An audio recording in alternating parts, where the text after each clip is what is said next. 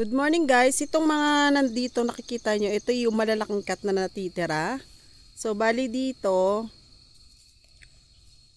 800 plus yan. Tapos itong dito side, itong kabilang to 1,000. Ito pong lahat na nandito, fruit bearing siya. May legal easement na 20 meters. So ibig sabihin, pag nabili nyo yung property na to, may free po kayong 20 meters na legal easement. Kagaya nitong 1,000 square meter, 1,021 square meter to eh.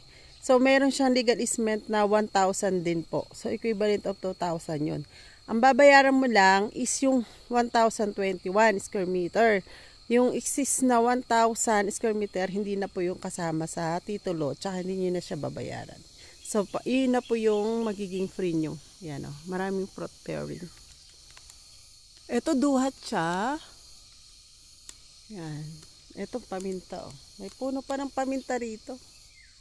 Yan yung kaong. Yan, may santol dyan. Ito pong mga malalaking cut na to, corner lot sa lahat. Kasi bawat pagitan po, meron siyang road. Yan oh. Ito yung 1,021 square meter. Corner po to. Yan. Ito yung magiging kalsada. Ito. Yan. Semento do drainage. Yan. Diretso do. Yung portion naman dito, tatambakan yan siya.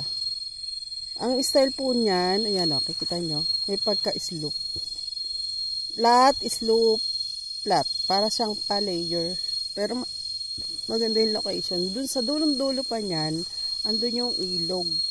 Pero mataas po. Kaya ang access ng ilog namin, dito po kami mag-access dun sa dulo nito. Diyan, sa dulo niyan, diyan kami mag-access ng ilog.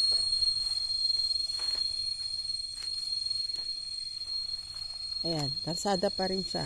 So, ito yung tatagusan ng kalsada. Kaya, corner lot tong 1,021 na yan. Tapos yung kasunod, iyan yung 686. Yung sunod po ay 582. Yan. Isa po yan sa nakaabil dito. 420 na square meter.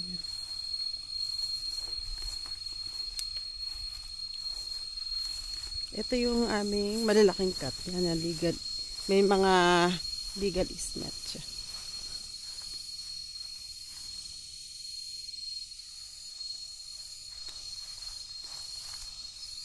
Ito lahat yan.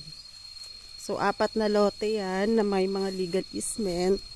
Tapos, corner siya lahat. Corner lot. Kaya po, ang per square meter nito, 4,000. Tapos, 30% ang payment. Pwede na magamit yung lote. Yung 70%, 3 years to pay. Free transfer po yung title namin dito.